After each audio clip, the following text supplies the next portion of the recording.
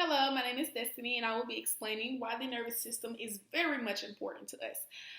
The nervous system allows us to see, the nervous system allows us to hear, the nervous system allows us to digest food properly, the nervous system allows us to be able to react to pain. It helps protect us.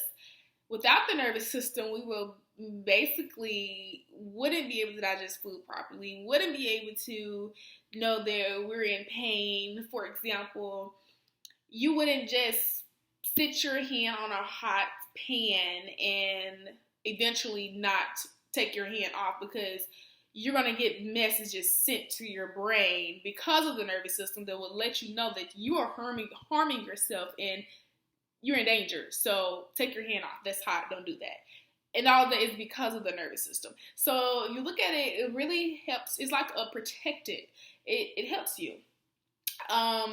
Without the nervous system, in other words, it's more so as we'll just be alive, but not really able to function properly. It's an article that I read of a man, a 73-year-old man that helped me. This article helped me understand the nervous system a lot better, and I'm going to share it with you today. It was an article of a 73-year-old man by the name of Sherman Sizemore. He was alive for 16 minutes doing his abdominal surgery before the doctors realized that he was awoke. How this has anything to do with the nervous system, I'm going to get into that just now. So, Mr. Sizemore went in for a surgery for abdominal pain. So, when you go in for like a serious surgery such as abdominal pain, the doctors give you two kind of drugs. Of course, everybody knows the local anesthesia, general anesthesia. So, of course, they give you the general anesthesia, which the general anesthesia blocks messages that goes to your brain to let you know that you're experiencing pain. The other drug that the doctors give you is called a paralytic drug, which is temporarily paralyzes you to stop movements. It blocks the messages it blocks the nerves that are being sent to your skeletal muscles that allows you to lift your arm, lift your feet, move around, do your everyday function. So what the doctor's mistake was, they gave Mr. Sizemore the paralytic drug, but what they forgot to give him was the anesthesia drug. So not only was Mr. Sizemore paralyzed temporarily from the face down because he was not able to move his eyelids, he was not able to move his face, his hands, none of that. So Mr. Sizemore was temporarily paralyzed, but he was very much still here and still awoke, if that makes sense. So for 16 minutes, Mr. Sizemore experienced his stomach and insides being cut open, all this excruciating pain for 16 minutes. Imagine that. 16 minutes before they realized that Mr. Sizemore was awoke. So when the doctors realized that Mr. Sizemore was still well aware of what was going on, they immediately gave him the anesthesia drug. But what they argued was Mr. Sizemore going to remember what went on in the surgery? Because normally we go in for the surgery, we remember going in, but we don't remember what actually went on because we forget. We just know we got there and we just woke up, right? So, but the question was he going to forget or was he going to remember being awoke? So the doctors did not want to take that risk of Sizemore remembering being awoke for 16 minutes because that's a lawsuit, right? So what they did was gave Mr. Sizemore an amnesia drug so he wouldn't remember being awoke. So after the surgery was complete, Mr. Sizemore returned home.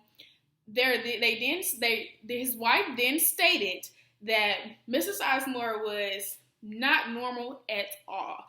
No, he did not remember being awoke during his surgery, but there was statements saying that he was experiencing insomnia. Mr. Sizemore was experiencing paranoia. He was thinking someone was trying to bury him alive. he just wasn't himself. Mind you, his wife stated that he was never like this. He was 100% well. He did not start acting like this until after he had this surgery. 2 weeks after the surgery, Mr. Sizemore then went on to and committed suicide. So your question may be, why did Mr. Sizemore commit suicide? Why did Mr. Sizemore think that went crazy, basically? Why did he think that someone was trying to bury him alive? You know, think back to our nervous system. So even though the doctors gave Mr. Sizemore that anesthesia drug eventually, and even though they gave him the amnesia drug to make him forget, the anesthesia is to block those messages that are being sent to your brain to let you know you're experiencing pain. So yes, they eventually gave it to him, but they didn't do it soon enough. So those messages that were supposed to be blocked from the beginning before they started, those messages got delivered. Like, you block somebody on a text message and you don't want it to deliver, it was delivered. So for 16 minutes, those messages were delivering to Mr. Sizemore's brain that he was in excruciating pain and he was in danger. So too much pain, if you experience too much pain, it will overstimulate your nerve fibers. So go to your central nervous system and it will overstimulate your nerve fibers. And your nerve fibers are overstimulated and experiencing too much excruciating pain, it leads to insomnia, it leads to depression, it leads to the hallucinations that Mr. Sizemore was having that he had never had before. So yes, he did not remember that he was actually awoke during this surgery, but with those messages that had already got delivered before they realized that he was awoke, it led him to committing suicide, which is very crazy how our nervous system works. So yes, he did forget about being awoke and he didn't really remember, but his brain still received some of those messages when he was awoke for 16 minutes. So it was in his, like, he knew in his brain, he knew he was like something happened, but he just couldn't tie it to what happened. And it's just amazing how our nervous system works, because those messages were still received in his brain. It's just as if something happens with somebody gets shot, or injury happens where somebody loses a limb or whatever the case may be. In most scenarios, they faint or they fall out, right? That is because so much pain is going to their central nervous system and then it's overstimulating, which causing them to pass out or eventually start to hallucinate or whatever the case may be. So it's not good.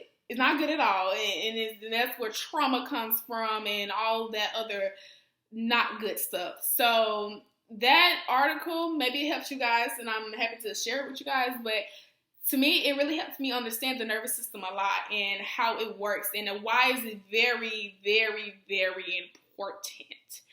It is.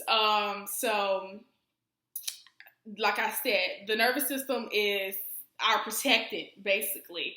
Without it, we'll just be some sitting ducks, honestly. So the nervous system is very important to me. I hope after me sharing this article with you guys, the nervous system will be very important to you as well.